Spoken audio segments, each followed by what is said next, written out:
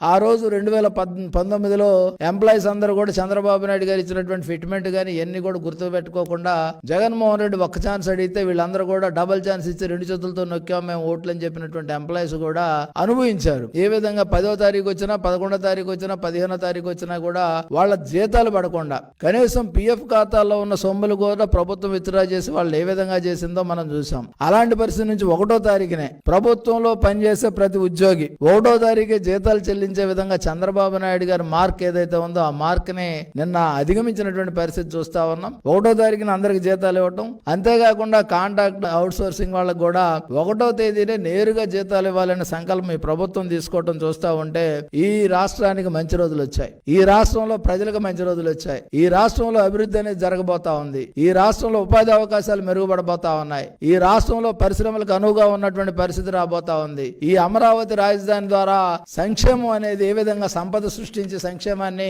ఏ విధంగా పంచాలనే దానికి తేడా కనపడతా ఉంది. ఒక నేరస్తుడికి అదే విధంగా ఒక నాయకుడికి ఈ రెండింటికి మధ్య ఉన్నటువంటి తేడా ఈ 5 ఏళ్ళు. ఎందుకంటే గతంలో 2019 ముందు అందరూ కూడా జగన్మోహన్ రెడ్డి అయితే బాగుండు అనుకున్నారు. రుచి చూసిన తర్వాత అది చేదా పుల్లనా లేకపోతే ఏ విధంగా ఉందనేది జగన్మోహన్ రెడ్డి పాలన చూసిన తర్వాత తిరిగి చంద్రబాబు నాయుడు గారే కావాలని, ఎందుకంటే చిత్తూరు నుంచి శ్రీకాకుళం దాకా ఒకే మ్యాండేట్ ఇచ్చినటువంటి పరిస్థితి చరిత్రలో ఏ రోజు లేదు. ప్రజల విశ్వాసం నమ్మకాన్ని నిలబెట్టుకుంటూ నిన్న 1వ తారీఖున ఒక శాంపిల్ గా అందరికీ కూడా నిన్న సాయంత్రానికే ఈ పెన్షన్లు చేరవేసేటటువంటి కార్యక్రమం తీసుకున్నారు. అదేవిధంగా ఇంకా మిగిలినవి 1-2 ఏమైనా మిగిలి ఉంటే అవి కూడా ఈ రోజుకి క్లియర్ అయిపోతాయి. అవి కూడా దూర ప్రాంతాల్లో ఉన్న వాళ్ళకి కానీ ఇంటి దగ్గర లేని వాళ్ళకి కానీ వాళ్ళకి ఏదైనా ఆలస్యమై ఉండొచ్చు తప్ప వ్యవస్థ ద్వారా ఏ విధమైనటువంటి ఆటంకాలు లేకుండా ఈరోజు జరిగినటువంటి పరిస్థితి చూస్తా ఉన్నాం.